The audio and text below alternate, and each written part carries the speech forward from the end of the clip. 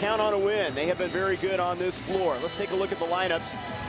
The visitors from Ruston, Louisiana have had 15 different starting lineups. They've got a star, though, in Appleby, and Johnson can score on the perimeter as well. In Utah State, those five have gone most of the way this season. Michael White, 34 years old for Louisiana Tech. Up-tempo style, pressure defense. He's added 7 new players to the program after 7 seasons as an Ole Miss assistant. Really has brought an energy to this program. They love his style of play. And on the other side for Utah State, Stu Morrill, the dean of WAC coaches, 6-time WAC coach of the year. And the numbers are oh so impressive. 554 career wins, 12 straight 23-win seasons. Some struggles this year, but one of the best in the business. You know, one of the interesting things about Coach Morrill having an opportunity to compete against him over the years is that he's just been so consistent in everything they do offensively and defensively, regardless of what their talent level is. And they're down a little bit this year, but he still gets great execution at both ends of the floor. Bulldogs win the opening tap. They'll get first possession here. It's a team that loves to talk. He talks about the three. They will fire it up at will from the outside. McNeil, second year as their starting point guard with the ball right now. See some zone from the Aggies, some man as well. 3 on the way, and it's on the money. Cordarius Johnson, his 42nd 3 of the year, and here's that pressure. Absolutely, you're going to see 94 feet of pressure. They're going to change it up. That's got to make Coach White feel really good to see that first 3 get knocked down, especially when they use almost 30 seconds of the shot clock. Great start for the visitors. Louisiana Tech has a couple road wins in WAC play, one of those at Hawaii. Utah State struggling, coming off a couple road losses. Metlin inside, not there. Grimm the rebound, count it, and the foul.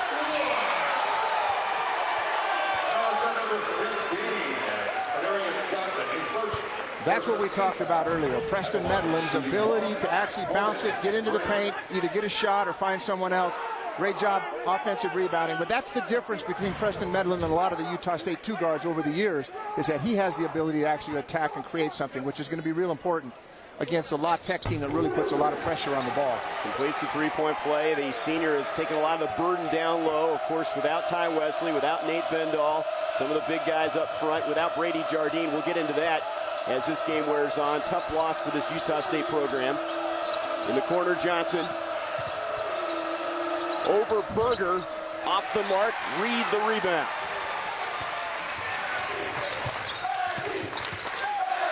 Keith Payne over to Reed. Berger was hot in the game we saw against Hawaii from the outside. Grimm with the left hand, off the mark, Gibson the rebound. That's where Utah State has an advantage, down low, but they've got to finish right there. He's right at the rim, he's got to finish that, especially at home. Brandon Gibson from long range, and they've knocked down a couple three-pointers, and he has had some big games this year. One of those, a 22-point effort against Idaho. Well, if you didn't believe me about the 559, you probably do now. 2 out of the first 3 shots are threes. They make almost 8 per game. 4th most in school history in terms of attempts right now. They're on that pace. Reed has it deflected by Kaiser. Gets it back, though. Great hustle. La Tech changing defenses as well. Now this time, this possession going to zone. Medlin, and he ties it up with the 3. 43% from out there. You've got to find it.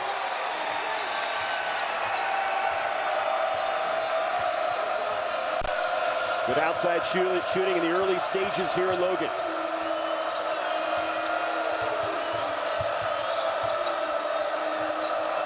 Here's Appleby, maybe the freshman of the year. Electric player. Shot clock works down to 10 now. Gibson, another 3. Off the mark on that one. Grimm the rebound. A little bit different there. Contested 3 into the shot clock. Not the shot that they probably want. Reed is doubled now. They will double that post. Monster, whatever they call it there in the baseline. They'll change defenses almost every. Now all of a sudden they went from zone and they changed right back to man-to-man. So they're going to do everything they can to disrupt this executing Utah State team. And there's Medlin again. And another 3. Sophomore from Carrollton, Texas, an all-conference guy, and he has been a star for the Aggies this year. Playing with so much confidence. The last time against Hawaii at 24. He's just playing with so much confidence offensively and defensively. And there's a great hustle play by Midland as he deflects it out of bounds as he went after the ball toward the baseline there, or towards the sideline. Stu Morrill loves the effort. It has been a tough year for him. Not used to losing. In this club, 12-12, so uncharacteristic. Well, certainly the loss of significant senior graduation as well as the loss of Brady Jardine. Here's McNeil on the drive, offensive foul. Berger there to take the charge. One thing that would be interesting to see is that Medlin's guarding Appleby. The two guards are guarding each other, and watching Medlin guard Zane Johnson from Hawaii a couple weeks ago came in and just completely shut him down. And Medlin has the ability to really get into a two guard and take everything away. And that might be the difference when we look back to see what kind of job defensively he did on Appleby. Michael White did not like that call on the baseline. There's that pressure, and the Aggies beat it effectively. Rocky Payne, the senior out of Dallas, turnover prone the last couple games. Berger for three. Off the iron, Gibson the rebound. Appleby. Over three defenders, hits the side of the backboard. Aggies running. Payne with the finish. They don't run all the time, but they're pretty good when they do it. Brock Heath is really good in the open court, and because they do so much in the half court, he doesn't have a lot of opportunities. But in transition, Brock Heath Payne can bounce it and score it. Appleby for three.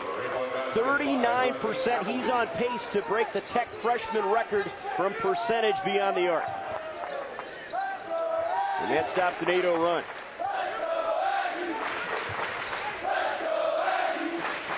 Let's look at that zone again. They press and then they fall back into it. Because they're playing four guards, they pretty much have to play the zone. They just don't match up, and there's a perfect example of that. Grimm can't finish after the offensive rebound. McNeil for three. Not shy about the three ball, and they are feeling it from the outside right now. One of the things that Utah State did last time they played them is they went under a lot of the screens, and so far they've kind of doubled the screens, but that time they went under it, and McNeil made them pay for it. So Utah State's going to have their hands full in terms of how to deal with these ball screens throughout the ball game. Look at that, all their points on threes. 4 threes for 4 different Bulldogs, and we've got the Bulldogs, an exciting young team, and it's no secret that they are perimeter-oriented and playing with a lot of confidence from beyond the arc. 4 threes in the early going, a 12-11 lead here on the road in Logan. Both teams shooting the basketball well, 57% shooting for the Aggies, and there's an easy bucket for Utah State. Well, it's an offensive set that Utah State not only runs against the man, but they run it against the zone. Perfect execution, great inner screening that created a layup for Utah State. Back in front here, it's a Utah State team trying to get some confidence back after losses at Nevada and at Fresno State, close losses by 1 and 6 points. There's a jumper from the baseline that goes down for Cordarius Johnson. And you got to respect the 6'5 sophomore's ability from the outside. The thing I like about La Tech, just in the first few minutes of this game, they're so unselfish. They obviously have a lot of confidence in what they're doing, but they're getting into the paint a lot, whether it's been against Utah State's man or zone. They're creating open shots. Berger from the outside, and his three is good. 3 of 4 now for the Aggies from the outside, from beyond the arc, and they're back in front. 63% shooting for Louisiana Tech, 55 for Utah State in the early going. McNeil, bumped by Payne, tracks down the loose ball on the baseline.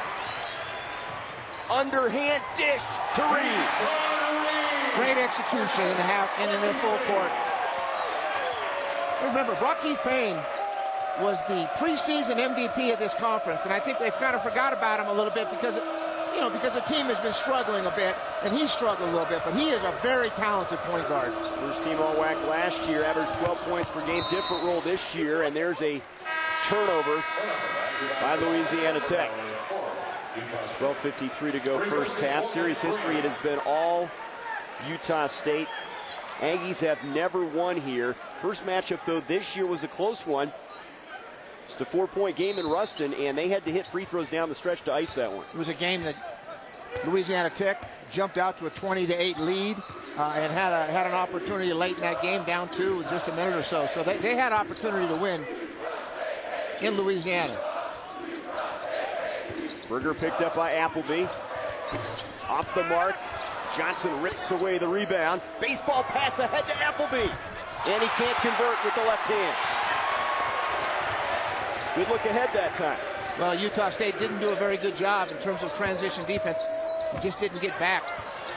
Payne loses the handle. Out of control in the middle. He'll reset things. Payne, nice pump fake. Misses the shot, though, going up against Souza.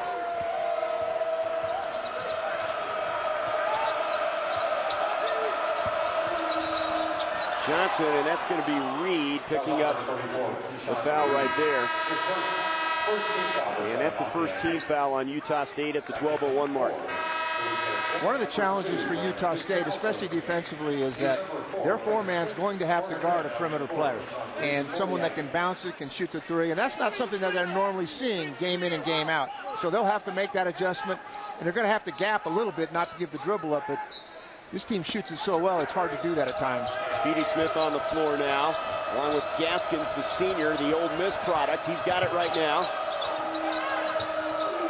Nice mix of experience and youth for Louisiana Tech. Here's Souza on the block. And he gets the contact and the bucket, the foul on Grimm. Souza really the only post player on this Louisiana Tech team.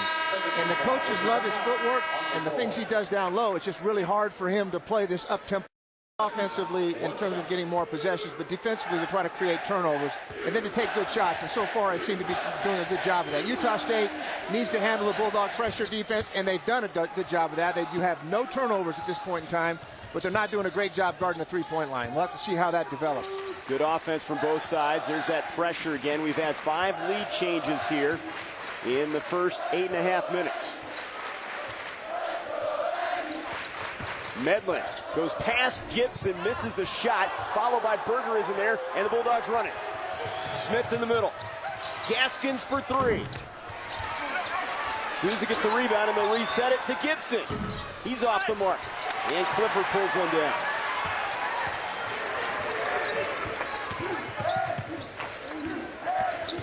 Berger, that's an offensive foul. Souza had his feet set in the lane. It'll go the other way. Souza's given him good 2 minutes. He's come in here, had a three-point play, got an offensive rebound, now takes a charge. And this is a young man that's played, just has had a hard time getting on the floor this year, but in 2-minute time, he's been really efficient and really effective for La Tech. And this is a game that he can play in because he matches up with the Utah State bigs. First on Berger, second team foul. They'll go to the bench and bring in Mitch Bruneel, a 6'5" sophomore from Boise, Idaho. Souza working hard on the block against Grimm. Appleby has been quiet in the early going. Dumps it in for Souza. Spin against Grimm, and a pretty move right there from the Brazilian. They haven't seen a lot of Souza on tape because he hasn't been playing a great deal. He's playing 8, 9, 10 minutes a game and really is their 5th option. And tonight, they're playing directly behind him, giving him deep post touches. And here's Clifford inside, and this time a foul called on Louisiana Tech as Souza did not get there in time. The thing about this guy, though, he was has been a part-time starter this year at center, had a couple big games early in the year, 10 at Arkansas, 10 at Wyoming, so he is familiar with the big stage, and he's causing some problems right now for the Aggies. Clifford got the better of him that time. A lot of times it's about matchups, and he's not overly athletic and overly quick, and so if he doesn't match up, they go with different personnel. And I think that they knew coming into this game. I think Coach White and their staff knew that, hey, this is a ball game. You've got a chance to play in and help us here. And when you go on the road, especially at this elevation, they're going to need 9 or 10 players to play tonight. It's a good point. And they have a deep bench. They lead the WAC in bench scoring. 2 Clifford free throws, and the Aggies back in front. E.J. Ferris now into the game. He comes in for Payne. First look tonight with Utah State showing zone. Gibson cuts into the zone, and he draws some contact. The notion is you need to settle for jump shots against the zone. They took advantage of the zone right there. It is such an advantage to have 4 ball handlers on the floor at any given time, and that's what La Tech has. That's why they're so hard to match up with. As a coach, it's difficult to prepare for that because eventually one of those quick ball handlers is going to have a 6'8", 6'9" post player guarding him, and he's going to be able to go by him, and that's exactly what happened. Gibson, a 58% foul shooter. There's a look at Michael White. He has really energized this program. Coached the guards at Ole Miss, 4 postseason trips. Helped land 3 top 25 recruiting classes there. And some of the kids he's brought into Tech have really given this program a different level of talent. They're excited about it. Well, they love to play this way. I mean, what young man that's being recruited doesn't love to hear that they're going to press for 94 feet of defense. They're going to shoot the 3. Coach White was a point guard himself, 4 years starter at Ole Miss, and he has a good feel of this game offensively. And watching their preparation today in their shoot-around, he and his staff do a great job in their game prep. You can see how they shuttle players in and out and employ that full-court pressure. Johnson is back on the floor now. Speedy Smith picking up Brunel defensively, number 4 at the top of the screen. He's a ball hawk. He is very good on the defensive end. Clifford. Double. All even here midway through the first half. Shot clock down to 5 now. Ferris pulls up and knocks it down from 18 feet away. Veteran gives his team the lead. La Tech actually did a great job defensively in the man that time. Ferris made a big shot late in the shot clock. Both teams are going to go to the bench here at the next opportunity. You talked about the altitude. This is an up-tempo, high-energy game. Gibson from the corner rims out of there. Medlin the rebound. I mean, there is a lot of action going on right here, and there's a turnover. Medlin throws it away, but up-tempo, and this favors Louisiana Tech. Absolutely, and the last 2 possessions defensively for La Tech, they really got up and denied the lanes, overplayed it, and Utah State turned the ball over. So, they're not just a 94-foot press, get back in the zone. They can play solid man-to-man defense, and actually, I think it's the best they've looked those last 2 possessions defensively. Speedy Smith now at the controls, shows the Bulldogs over South Florida. Over on the side, it's Gaskin. Senior can't connect. Brunel ahead to Ferris. Cooled off now from beyond the arc, 4 out of 9. Here's Reed. Southpaw short. Gaskin's the rebound. Smith puts it into an extra gear, but he can't convert. And Stone the rebound. La Tech is, that was a good dribble penetration, but the reason La Tech hasn't shot as well lately is because they're taking early threes, not so much in transition, but in the half court, contested shots. They don't need to do that. They can get a 3 off anytime during this with their ball handlers they have. Medlin thought about it, dumps it off for Reed instead. Approaching the 8-minute mark. Ferris cuts to the goal, lays it in. Backup point guard last year. He gives him some experience off the bench. With this lineup, they have players that have the ability to bounce the ball, and Utah State's not running a lot of half-court sets right now. They're just running ball screens and dribble penetration, and it paid off that time for a layup. Bulldogs, meanwhile, have really cooled off, just 41%. Here's Johnson from the corner, and that'll get him heated back up as they knock down another 3, now 5 of 10 from beyond the arc. The numbers suggest that they're not going to quit shooting. No, not at all. Johnson now with 8 to lead Louisiana Tech. And offensive foul here is called on the Aggies, on Medlin. That's 2 turnovers in a row, 3 turnovers in a row by Utah State as a result of the pressure defense of La Tech. Stu Morrill knew he'd be in for a battle against a team that stronger with the ball and make sure that maybe sometimes they make the extra pass rather than trying to beat it off the dribble. And Speedy Smith, the guy with the ball, was the guy defending. He can drive you crazy with his antics on the defensive end. Has 25 steals this year. Both teams shooting it well. 1-point game. 5 threes have been the story for Tech. Johnson has a couple of them. Here's McNeil on the drive baseline. Reverse, not there. Payne the rebound. Rakeith Payne all the way to the rim. And the follow in and out of there. And I think fans want interference here as Kyisean came up through the net, and they're going to call that a bucket. That will count as Kyisean, the freshman, got his hand up in the cylinder. Here it is. This is a great job by the officials, because I'm not sure that any of them really saw it exactly, but certainly he had his hand up there. I think we can thank the crowd a little bit for that, if there was any question. But that was a great call by the official. It's better to make the right call rather than the quick call.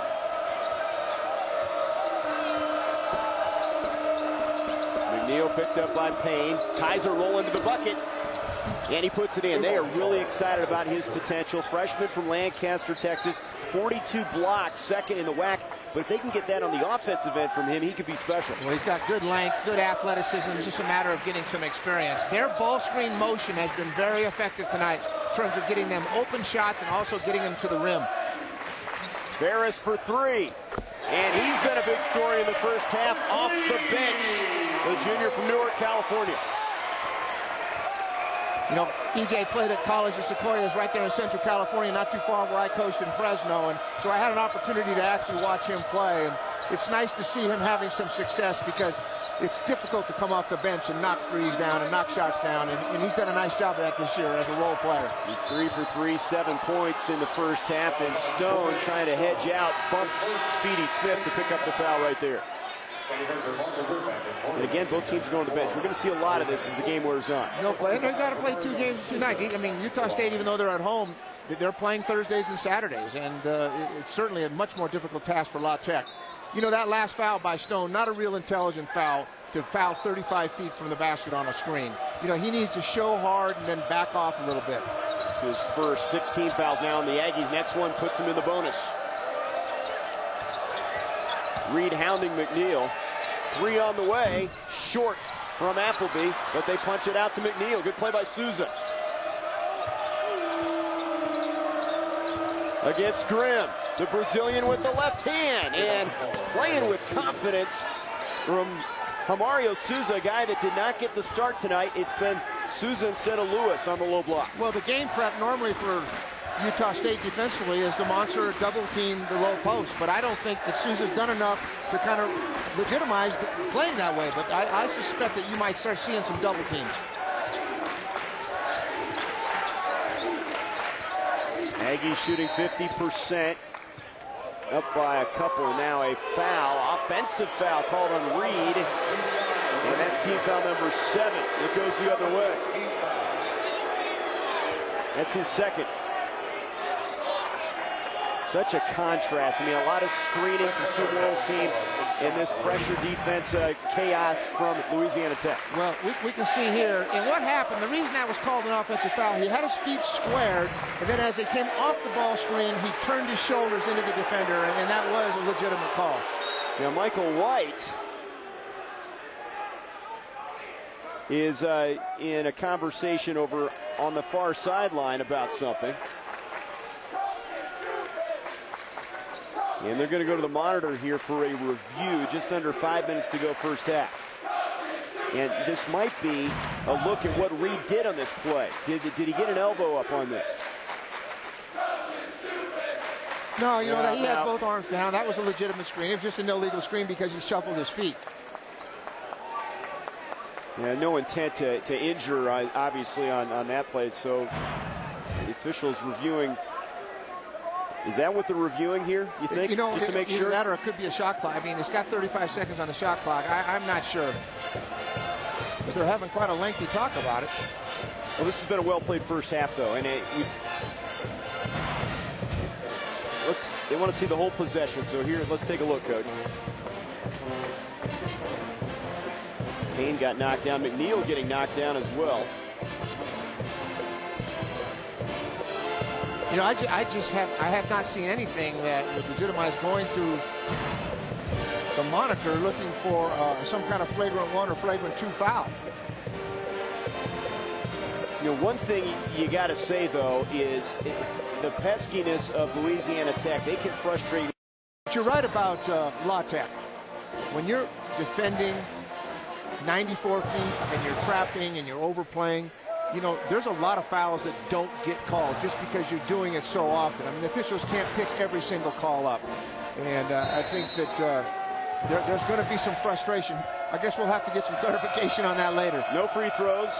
Louisiana Tech basketball trailing by a couple here, under 5 minutes to go. On the move, Appleby, and he's good at that. The runner in the lane doesn't look like a traditional shot. He's very effective with it. He's been a little bit quiet, and I think a lot of that is, you know, what Medlin's been doing defensively and what Utah State's been doing. But I like him coming off of ball screens because he's so creative.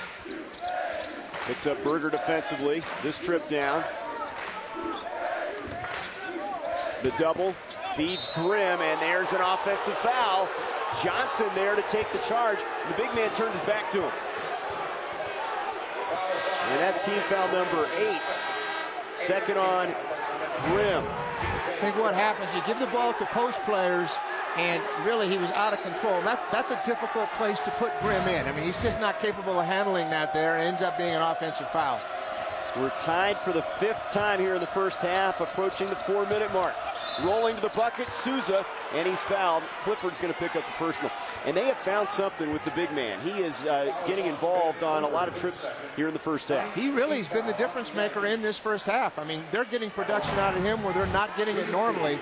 In a nice top pick and roll there. He slips the pick. He doesn't stay.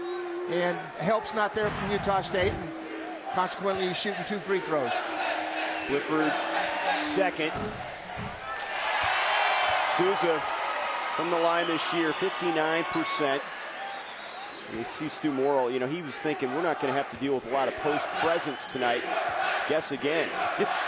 Souza, he's been a surprise. He's been a surprise. Can't get either foul shot to fall. We're still tied. One of the big keys on the road to winning on the road is good free throw shooting, and you'll forget about that at the end of the game. Those 2 free throws. As a coach, you look back and say, we needed those. We're 2 of 5 now from the stripe, and this one away from the ball now, some contact. And a foul call on the Bulldogs. This is going to go on Johnson. That's his second and the 4th team foul.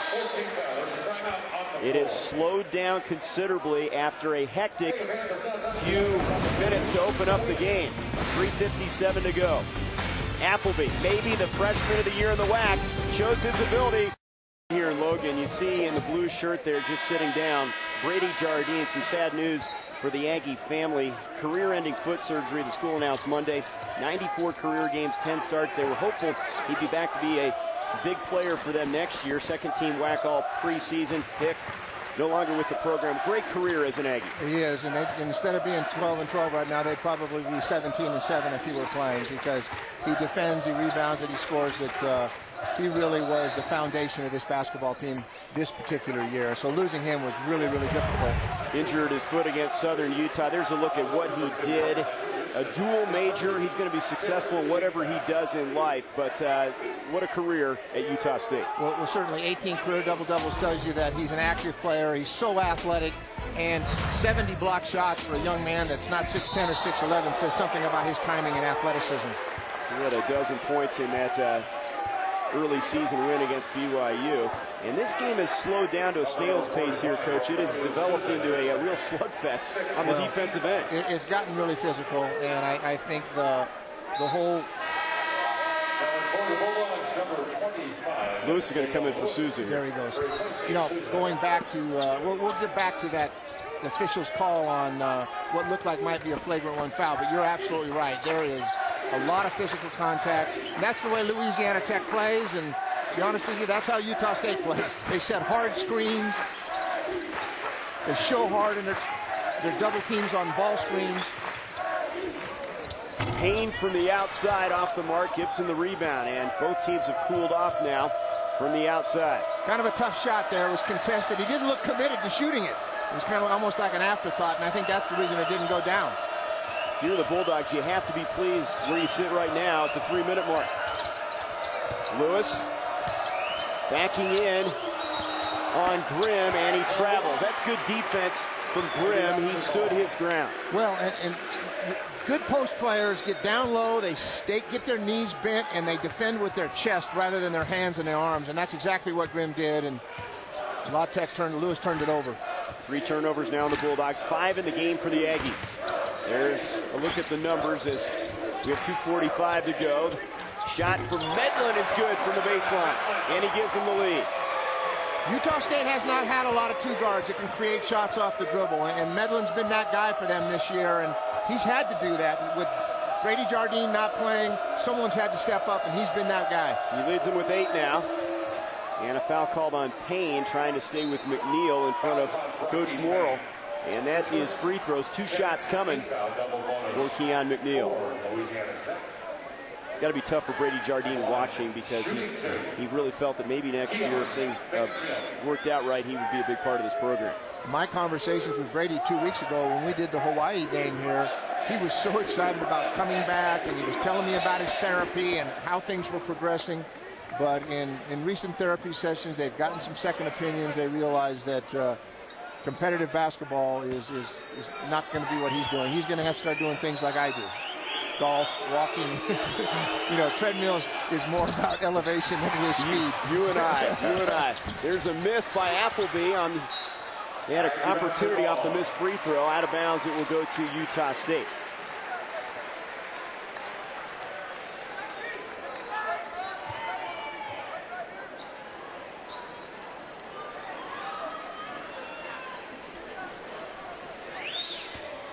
.222 to go. This has been a nip and tuck game.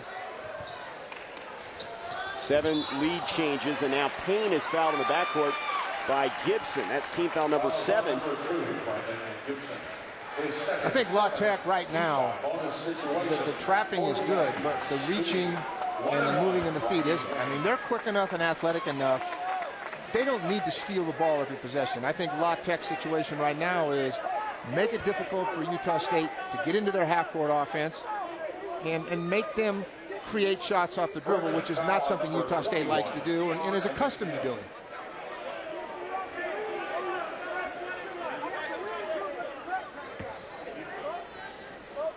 Payne trying to cash in. Senior hoping to get his team playing their best basketball as we near the WAC tournament in Las Vegas. Now Speedy Smith will come in for McNeil. Probably the biggest challenge for Brock Keith is losing Brady Jardine probably has impacted his game more than anything, because without an inside presence, people are guarding him and defending him differently than they would if the ball were going into Brady, and they have to help off of it. So Brock Keith actually had to make some adjustments even during his senior year, but if they're going to reach their full potential, it's going to be because that young man takes his game to a much higher level. Look at Gibson calling for the ball about 40 feet from the basket, way out high. They're extending the D. Gaskins leaning in. Clifford the rebound. That's extension of D. I mean, all the way to the midcourt stripe almost. Utah State is very aggressive in their half-court man-to-man defense as well. And the one thing Utah State normally always does is they contain and then they contest every shot. Grimm with the left hand off the mark. Lewis the rebound. They have contended well against the Aggies bigs. First Souza, now Lewis. Smith on the move. Gaskins for 3. Air ball.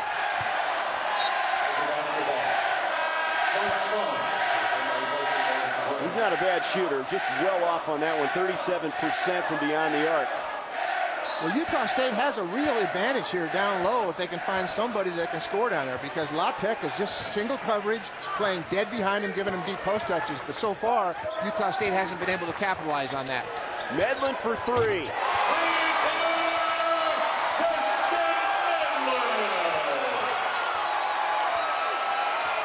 In my mind, the most improved player in the WAC. I mean, from his freshman year, last year obviously he sat out in redshirt, but he is a completely different player, so much more confident, now has learned how to dribble into shots. 3 for 3 on threes. Here's Appleby with the answer, and again showing a flash of why he is so good in the open floor. He's got a great feel for the game. I mean, he's just not a one-dimensional scorer. I mean, and it's rare to see a young player like that be able to score so many different ways. He has 7. To do that in midair under control is so amazing. Here's a shot from Payne off the back iron. Gaskins the rebound. And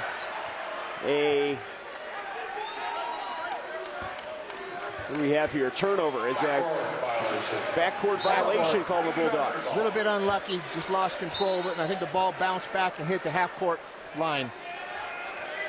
So that's a tough break there. Coming up, you want to stay with us at half. Steve Cleveland's all WAC team. He's going to give you the official look at who he believes are the top players in this conference, and stats and highlights as well. And then an Aggies turnover. A little bit sloppy here in the last couple minutes. Now the visitors can hold for one shot. So much more important. It's hard to find the true pivot anymore in college basketball. The game has kind of changed a little bit in that regard, right? It's really hard to play two low post players because it makes it easier for a team to defensively prepare for you, and it keeps their bigs down low. So anytime you can open the floor and create space with players that are capable of shooting a three, it makes it much more difficult to defend. Speedy Smith at the controls. 10 seconds. Gibson off the mark on the three. Rebound Gaskins. He took it away from Payne, but he can't convert. Medlin has some time. Berger. Not there. Halftime in Logan.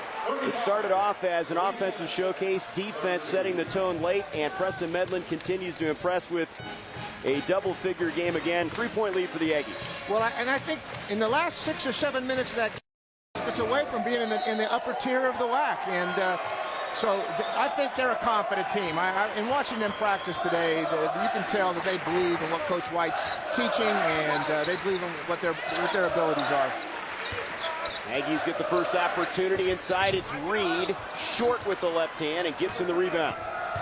Gibson a big guard at 6'5", good rebounder. Great job by Kyisean to come over and be a secondary defender and really redirect that shot and made him miss. Kyisean again on the floor to open up the second half. He got the start. Gibson cutting inside, count the basket and the foul, and this one is going to go on the big man Grimm, and that's number 3. That's the matchup problem. All of a sudden you've got a 4-man that's capable of beating a big off the dribble, and that particular time they picked and popped. He could have shot the 3, decided to put it on the floor and drive it. Can't convert on the 3-point play. A 1-point lead now opening stages second half, and Payne will set things in the half court. Medlin for 3. Misses his first one from out there, and the rebound for Johnson. Appleby. Off the mark, and this is going to be called on Louisiana Tech as Berger hits the floor. Gibson picking up the foul. You know, that's probably the first time tonight that Preston Medlin, I thought, was just too quick. I mean, he's better off the dribble, or he's better off a couple of passes. Too early in the shot clock to shoot that 3, especially when it was contested like it was.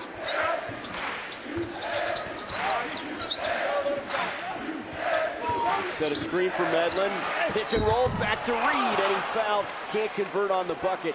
Good offense right there. Medlin with a beautiful pass, bounce pass. Good execution on the screen and roll. Reed tried to use his body. He needs to finish those. I mean, that's the difference in this team. They're not getting a lot of post-production tonight from anyone. And so when he gets that close, he needs to get that foul and finish it. See his numbers. Versatile, inconsistent lefty. Shooting a high percentage, though. And that is now 14 straight free throws for the junior from Palmdale, California. In talking to the coaches, you know, one of the concerns they had about Reed 3 or 4 weeks ago was that he just wasn't physical enough. He couldn't take a hit. He was kind of avoiding contact. But he has made a transition because he is much more physical. Tonight, even in a 2-week period of time, the last time I saw these teams play, he is much more physical than he was even 2 weeks ago. 6 for Reed, the lead back to 3. Man-to-man from the Aggies. McNeil against Payne. Cut off in the corner. Johnson off the mark. Reed the rebound. 5 for 14 now from beyond the arc for the Bulldogs. Medlin thought about it. Reed trying to take advantage of the mismatch. Goes up against Gibson with the left hand. Wild shot, and it goes in. Well, if they're not going to come and double him, they may as well continue going to the well there because... And contact as Johnson drives in out of bounds. It will stay with Louisiana Tech as he and Medlin collided underneath the bucket. La Tech's going to have to bring somebody defensively over there, or Reed's going to get to the rim each and every time because they're just playing too soft and too deep. We've got a story here. We'll get on to you. A big upset in college basketball as Appleby misses. Look at this. Murray State upset on the home floor. Their first loss this season. Probably better to happen now than in the first round of the NCAA tournament. Good point. You know, and it's just so difficult. Now there's an example right there where they kind of covered down and doubled and paid a little more attention to read inside. Gibson puts it on the floor, runs over Grimm. Clearly lowered the shoulder, and that will be his third. That was an easy call. Once you lower that shoulder, he had him beat, but once the shoulder goes down, that's an easy call for an official. Well, that would have been a big call if it went the other way. Gibson sits down with 3, but that would have been the 4th on Grimm if he didn't get there. This place would have gone absolutely, it would have been pandemonium here from these 9,000 or 10,000 fans. Great atmosphere here, one of the best in college basketball. 5-point game. Medlin, and he is so smooth. The intermediate jumper, not an easy shot for everybody in the game today. No, that mid-range jumper is something a lot of people have gotten away from even teaching, and he made Appleby pay for that by pressuring him. McNeil with the answer. Same spot on the floor. Mid-range shot to mid-range shot. You have to attack this. I mean, you can't be satisfied with just bringing it across the court. You have to take and be opportunistic. If they're going to pressure like that, make them pay for it and go score it. And there's Gaskins reaching in, the foul on Payne, but they, in the shoot-around, Utah State, they don't attack the goal off this press, right? They would rather settle into that half. They would rather, except that because La Tech is changing defenses, they might as well just attack right from the beginning. And there's an example right now where there's good pressure, but it's not intelligent pressure when you're fouling 35, 36 feet from the basket.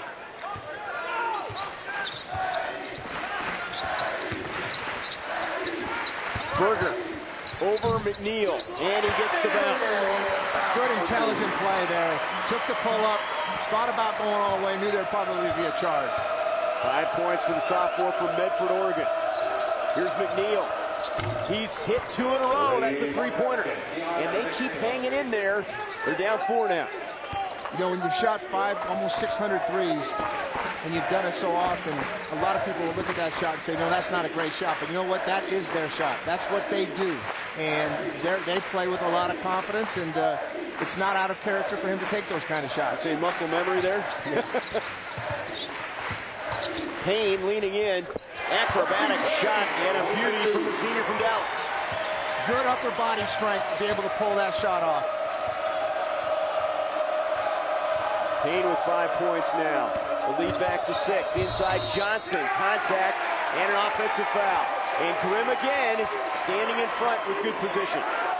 You know, I think Payne and Medlin like to play against teams like this because it allows them to do the things they enjoy doing that they're pretty good at, and that is put it on the best in the West here in Logan. The Hoopsters up by 6. Hard-fought game here, trying to continue their success at home. 10-2 on the home floor this year. 93-4, last 97 at home, and a 6-point edge here in the 15-minute mark in this one.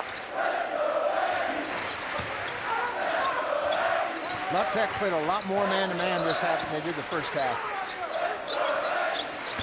Reed travels, trying to work against Johnson, and the big man a little bit too quick with the feet on that one. Let's take a look here now at foul trouble, and you talked about fatigue at elevation.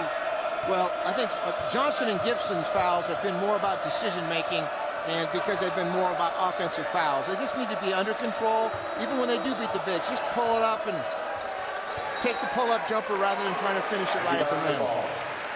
Johnson tried the alley-oop to Kyiser that time, and they lose it out of bounds. You know, they ran that play in pregame or in the shoot-around today, but you've got to make good decisions there. And when you have 2 or 3 people around the receiver of that pass, you just got to let it go and run something else. There's that full court pressure again. Now they back off of it as Medlin will bring it up. 8 turnovers for Utah State, 7 for Louisiana Tech. Tech hasn't been able to get some buckets in transition off the defense. No, there have been very few transition baskets. Medlin blocked by Kyiser. Reed with the follow. Nice job by Reed. Kyisean's 43rd block, but Reed was there. Appleby leaning in. He's so good at that. On the move, leaning forward. Well, I like the idea they're trying to get to the rim. You have to have some balance. And I realize that in the first year of taking over a program, you're not going to have all the pieces. And when they get some bigs, it's going to make a big difference. But they just can't just shoot all threes here if they expect to win on the road. You can pull that off at home, but not on the road. You've got to get to the free throw line. Reed into the corner for Berger. His three is short and over the backboard. It will go to Louisiana Tech. 6-point game, 14:05 to go. And the longer the visitors hang in here, Stu Morrill sweats a little bit more. It's not been easy, even at home, for this program. They've had so much success, and Michael White has to be pleased.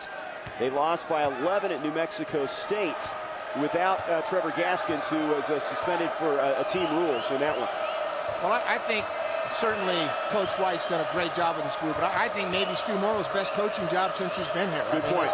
Things change really quickly, and he's gotten a lot out of this group. Gibson against Karim. They rotate it to Appleby, and he's short. Gibson the offensive rebound. And if that's Grimm, that's number 4. It will be. That's 4 on the Aggies' big man. One of the things that coaches talked about is that the frustration they've had with Grimm at times, number 1, it's been very unfortunate that he's been injured. And number 2, it's that he's in foul trouble. And not very often is he in the game at the end of a game. And they need him, considering the lack of depth they have in the post. He has fouled out 6 times this year as Gibson converts on the free throw. Clifford's going to come in. Grimm will take a seat. And Ferris in for Payne. Not as big an issue when you're playing a team that really doesn't have any big, doesn't have a lot of bigs. I mean, Sousa's in there, and certainly Utah State they have the ability to double the post. I mean, that's something they do. So if they have those issues. Here, breakdown defensively. Ferris can't convert on it, though. Had a point-blank layup, couldn't convert. Great press break, but you got to finish it. Well, they just split the seam there. There was a mistake on the defensive end, it appeared. Here's Speedy Smith.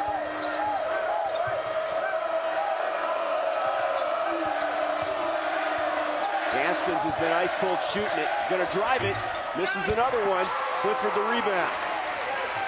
Ahead to Reed. That's a couple times. They've beaten him down the floor. Well, La Tech has to get back. And typically it's your point guard and your 2 guard to have that responsibility. That's a dozen for Kyisean Reed. And that gets the fans riled up here. Smith in and out on the 3. Reed the rebound. Berger. And underneath, a foul on the floor. It's going to be on Sousa, pushing off on Clifford. Well, one thing that happens is that Utah State will take the 3 in transition. Now, here's an example of not getting back defensively, and that's been 3 times now where La Tech hasn't efficiently got back. But that last 3 by Berger was a good shot, and that's the difference between Utah State and La Tech. Utah State will take 3s, but they'll be in transition or they'll come after a post touch, an inside-out type 3. Appleby's going to sit here. McNeil back in at the guard spot as we near the 12-minute mark. 6-point lead. The Aggies trying to break this one open. It has not been easy against a pesky Bulldogs club. They've hung with them.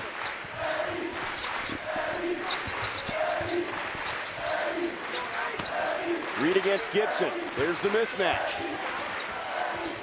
Berger straight away. Misses again. Gaskins another rebound. Good offensive execution. That's the shot they wanted. That was the best shot they had that possession.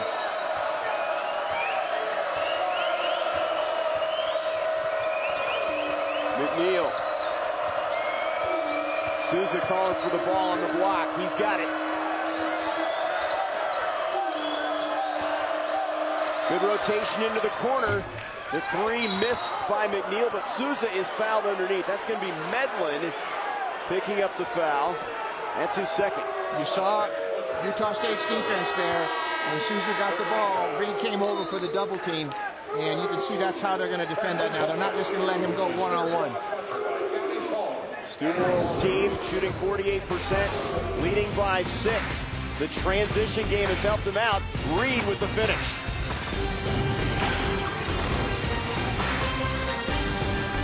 Listen up, America! Listen up, America. I'm talking to anyone with or without a pre-existing medical condition. The recent health care bill will not take effect until at least 2014, leaving families and individuals lacking health insurance with no immediate solution to their concerns. Meanwhile, medical problems continue to be the #1 cause of bankruptcies. But here's the good news. A health insurance hotline has been established to provide affordable health insurance for all uninsured Americans. And yes, uninsured Americans with pre-existing conditions. Call the number on your screen now, and in less than 10 minutes, you could have a choice of affordable health plans from the Hotline Network. This is not a discount card. You will have access to doctors, hospitals, dental care, infant care, and emergency services. Call the health insurance hotline now and get you and your family covered today. Call 800-232-6082. That's 800-232-6082. I have a Honda Pilot, the dinosaur. They're selling their old imports. We got new Fords. We're women. We want power in our cars. Power-hungry women. I love the Explorer. Have you leaned against an edge in the past? EcoBoost technology. It's like a 6-cylinder. But you get the fuel efficiency of a 4-cylinder. You're an attorney. I can press the buttons. You press buttons for a living. Please say a command. Let it know what to do. It does it. Get into a new Edge for $279 a month or an Escape for just $239. Only at your local Ford dealer. I think I'm ready to take it home. She just fell in love. There's no place like Hollywood. This is where you're in the spotlight. You're the star. A place where the action never stops and the night is always young. Come experience all the games and all the fun with over 4,000 slots and more than 100 tables. Only at Hollywood Casino. The name says it all. Kyisean Reed right there has kind of been a Dow Jones guy up and down. Tonight, has played very well. Dozen points, 6 rebounds, 5 of 9 from the field. He's been a big reason why they still have the 6-point lead, helping out Medlin, who gives them the production from the outside. Well, certainly the three-point shooting in the second half has cooled off for La Tech, and part of that's because adjustments have been made at halftime. More shots are contested, and I do believe that conditioning will play a part here, especially at this elevation. Gibson, blocked by Clifford, contested that one in the lane. O'Neal, back into Medlin's hands. Ferris has played very well off the bench for Stu Morrill's team. Clifford, and count the bucket and the foul on Souza. And I think he's surprised. I don't know if he's surprised at the foul call or the continuation in the bucket there. I think there definitely was a foul here. It's an isolation play for the big. And David Hall must have felt like he was in the act of shooting. I'm not sure the La Tech guys agree with that. But that's a simple isolation for a big where you clear the side out. And that's 4 on Souza. So Grimm and Souza, each big man on each side with 4, and he'll have to sit down, and they bring Lewis back into the game. 9-point lead. All of a sudden, the Aggies have stretched this out, and it's danger time right now for Louisiana Tech. Well, and foul trouble for Utah State is not a big issue tonight when you're playing against a guard-oriented team. But the one thing the bigs have really done a nice job of is they haven't let La Tech get right to the rim here 2 or 3 times in a row. They need a good possession here. Shot clock down to 10. Speedy Smith into the corner. Gibson thought about it. He'll drive it. Blocked, but the foul on Reed as well. And that's 3 on Reed, and both bigs now, the front courts are in some trouble. We still have 10:40 to go. Foul difficulty becoming a big story here. Considering how physical this game is, I'm thinking that there are going to be a number of bigs that don't finish this game. That was great patience by La Tech. They didn't settle for a quick 3, and Gibson eventually took it to the basket. And, they've got to capitalize on these free throws and make these free throws to get back in this game. He misses another one. 3 of 6 now from the stripe. Souza will sit for some time now as Stone, a big man, will come in for Reed. He sits with 3. Stone needs angles to score. He's not there to be an offensive threat down low, but he can certainly take up space, rebound the ball, and use his body defensively down low. Junior Gibson gets 1 out of 2, and the lead is 8. And one thing about this team is they will continue to press. They're hoping to get a couple buckets off their defense, and they try in the corner, and they almost force the turnover. Aggies will keep it. Utah State, for the most part, for the first 30 minutes, has really handled the pressure. Very lucky they didn't turn it over here. Oh, man, that looked like maybe off the left leg of Ferris. That was a close call in the corner. The Aggies get it into Clifford.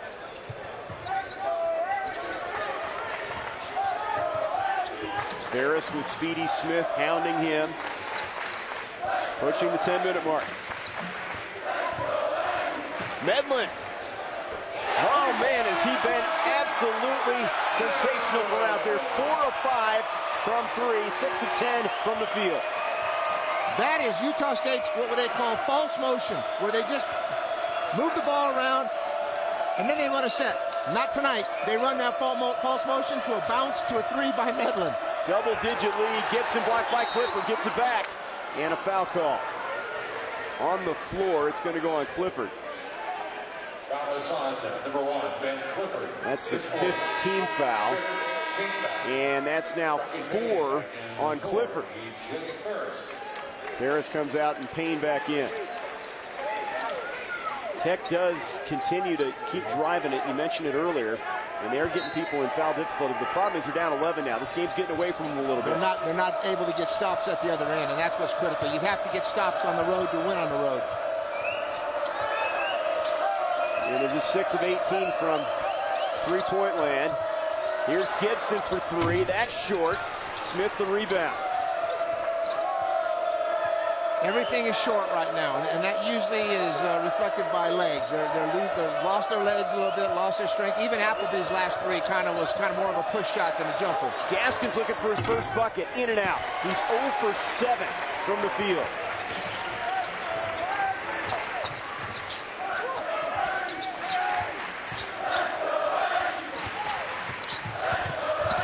Brunel inside, blocked by Lewis. Bulldogs really need a bucket. This game approaching the 9-minute mark. Gaskins, and a foul call before. The shot would have counted, but it does not go for Gaskins. That's been how his night has gone. He has been ice cold, but he's going to get a chance at the foul line. Well, one of the strengths of Utah State is their transition defense. Stu Morrill teams seldom give up easy baskets on misses or turnovers. And you can look at tonight, La Tech has 0 fast break points with 31 minutes played. So that says a lot about what's going on. Then you look at the three-point shooting by both teams. Hasn't been great the second half. 2 for 12 combined, and Gaskins can't hit the free throw where he is a 73% shooter. Brunel and Clifford out. Reed comes back in now with 3 fouls. Well, Utah State has a little more balance. They have another way that they can score, and they've used Reed inside, and really La Tech doesn't have that post presence, so they do have to rely on steals, three-point shooting, and penetration. Here's the trap on Payne. Good catch by Berger on that pass. Stone underneath the bucket. Medlin put it on the money. Great pass and a great catch by Stone and a nice finish. And Tech almost turns it over. And a time. Good shot. They take the shots, but they're 6 for 20 right now from the three-point line, and that's not going to be good enough to win here. Appleby's back out on the floor. He's in the corner, top of the screen. Rolled the bucket for Johnson, and he misses the dunk. Perfectly executed, no finish. Payne, he converts, and this game is getting away from the Bulldogs. Well, emotionally, that really hurts La Tech when you have perfect execution. He slips the screen. And then McNeil throws it away. And now they're just a little bit out of control. One of the keys that we didn't talk about was that how would Utah State handle this pressure? Only has 8 turnovers after 32 minutes of play and has scored numerous times. So they've really focused in on attacking that press and doing a good job tonight. And this is full court pressure for 40 minutes. Yes. In some capacity, they will show some pressure every trip down. Reed, Medlin, bucket, and Stu Morrill's team is rolling right now. Under 8 minutes to go. Well, La Tech isn't guarding at the other end. I mean, they're having breakdown after breakdown. But I can't emphasize this enough. And there's Appleby on the runner, and he is the first player in double figures now for the Bulldogs with 11. Their shots are tough, but Keith Payne, this is the type of game that he can really, really excel in because he has the ability to break people down off the dribble. And now, oh my goodness, the alley-oop, Payne to Reed, and Reed with a breakout game with 14.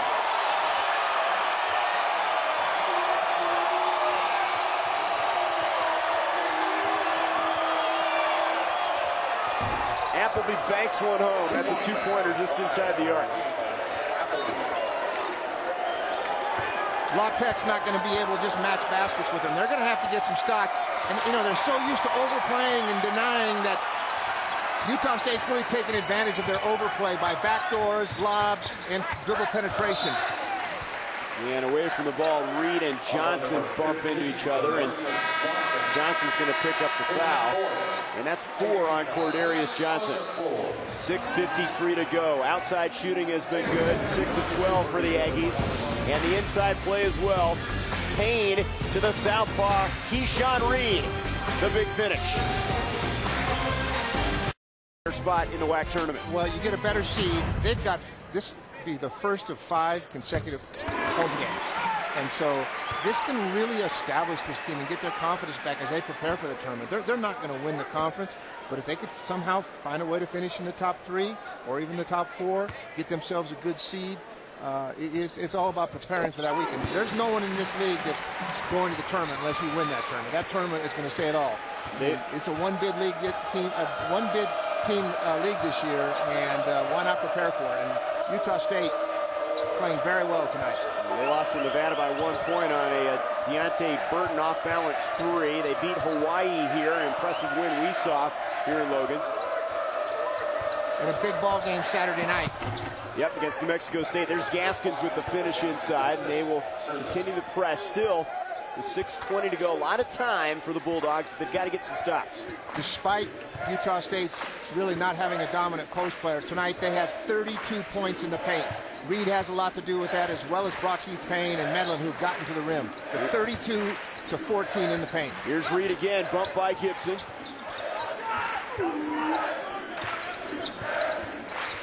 Shot clock under 10 now. Payne against McNeil. Leaner off the mark. Gibson the rebound. Appleby. Lightning quick. Draws the contact. Man, that first step is amazing. And you better get your feet set when you take on number 3. Well, in transition, he had the advantage of having a big guard him, and he's just so smooth. It's a change of direction. He's smart enough to get the shot up so he gets the 2 free throws. He's a really crafty player, and 4 years of Raheem Appleby means that Coach White's going to be a happy man. And as they build this program and bring in some bigs inside, I like what they're doing. I like the energy that they're playing with. It's tough to win at Utah State. Good teams that have a balanced scoring. It's really hard to come in here and be more of a one-dimensional team and try to win here. Appleby has 15 to lead the Bulldogs. 6 of 13 from the floor. He's done his part. Berger lost a handle. Reed with the finish. Strong with 2 hands. And the foul on Souza. And he's gone. That's number 5.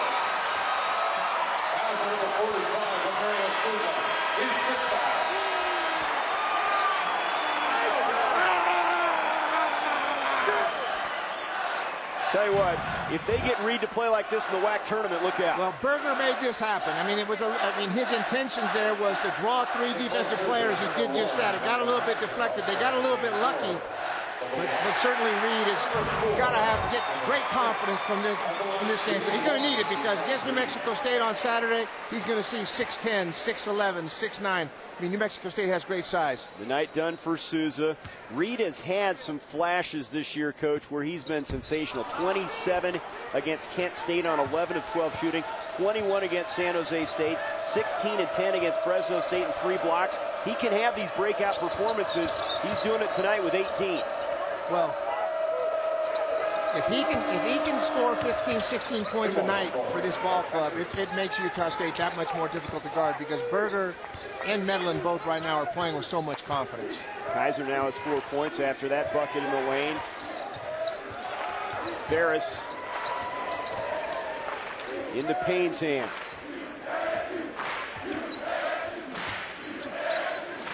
Reed playing with a lot of confidence now. And now he throws it away, just as you say it, trying to spot Berger on the sideline. He should have kept the ball in his hands and continued to kind of back him down, because he was probably being a little bit too unselfish there. Aggie shooting 53% now. 12 minutes to go. If you're Louisiana Tech, you got to start thinking about some outside shots. They've done a good job drawing fouls in the paint. We're running out of time here, and there's a turnover. Kyisean throws it away.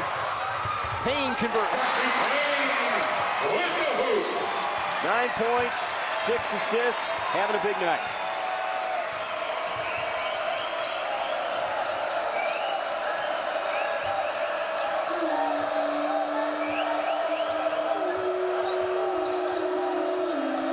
Gibson, they needed that one.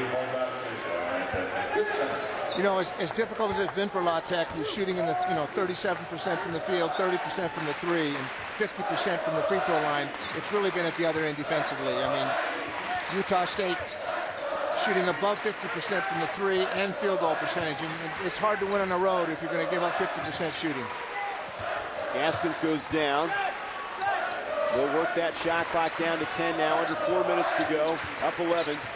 Every position critical now for Tech on the defensive end, and there's Grimm taking steps. And we'll take a timeout. 3:41 to go. Bulldogs not out of it yet, but they need to come up with a flurry here against New Orleans.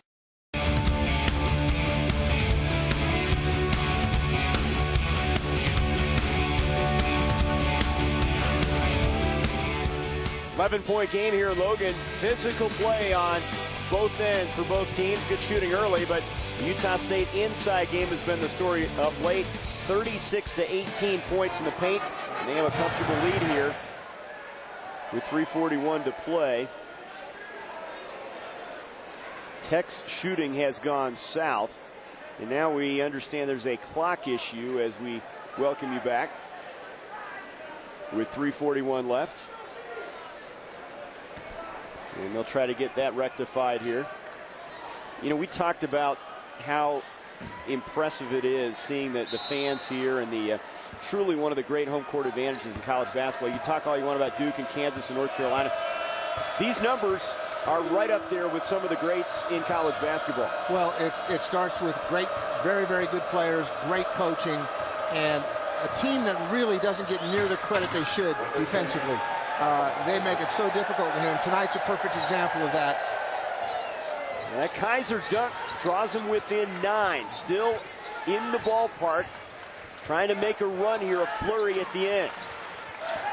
It's going to be really important here that they intelligently use the clock, but if there's opportunities to score, they need to look to score. They don't want to play keep away here for the next 3.5 minutes. Saw the run. 11-4. Medlin trying to give him some offense. Well off the mark on that one. Kaiser the rebound. Big possession here with 2:50 left. McNeil for 3. In and out.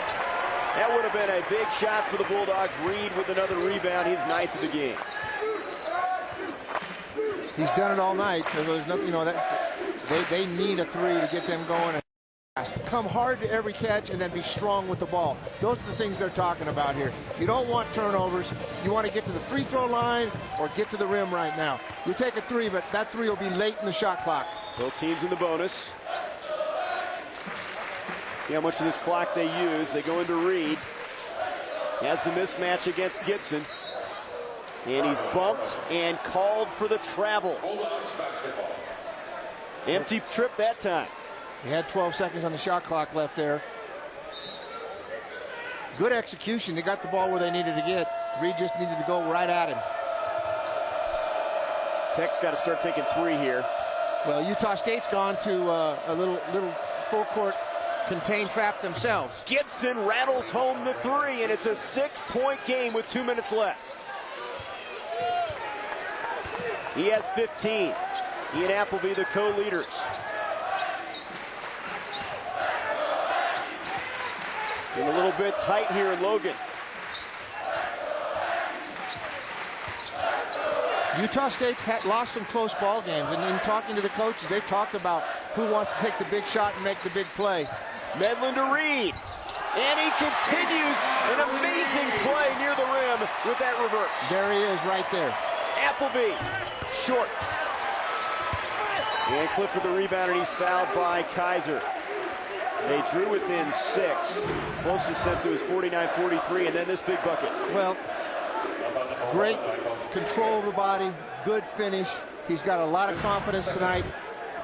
There isn't any real imposing figures down low. They're going to make him redirect his shots. He's played with great confidence, and really, he and Medlin have carried this team tonight offensively. 20 points and 9 boards as Reed has been the story inside, and now Clifford an opportunity to stretch this lead with 1:27 left. Typically on free throw situations, Utah State will go to an extended 2-2-1 or a 1-2-2 full court press just to take time off the clock. Be interesting to see if they stay in the zone or they actually continue to play the man-to-man. Clifford a 64% free throw shooter. Lead back to 9.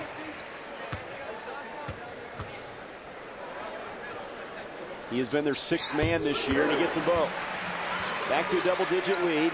No time to waste for the Bulldogs.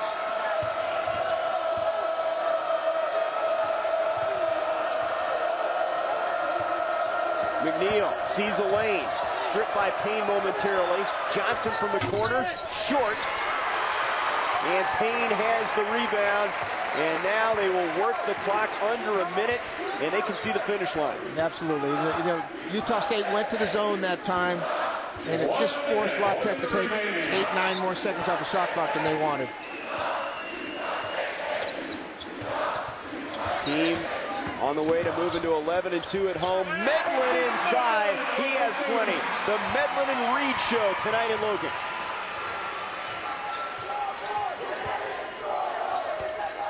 Appleby for 3.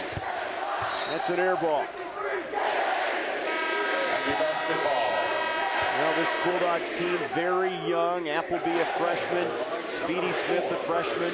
McNeil and Johnson sophomores. They've got some good times ahead. This is a tough environment, though, for a young team. It is. And Coach White, I watched them in their shoot-around today, and he has the full attention of this team.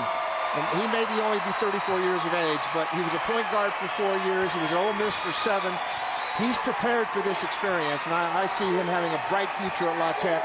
He's really going to recruit the South hard, and I think he'll have great success there. Medlin on the baseline now leads him with 22. What a night for the sophomore from Carrollton, Texas. Gibson's 3 off the mark. Berger the rebound, and that's going to do it. From the D. Glenn Smith spectrum, Utah State moves to 13-12. Big home win, and Stu Morrill's team, they're hoping will give them some progress at the start of this homestand. They're going to get some confidence. They've got a big ball game in here Saturday against New Mexico.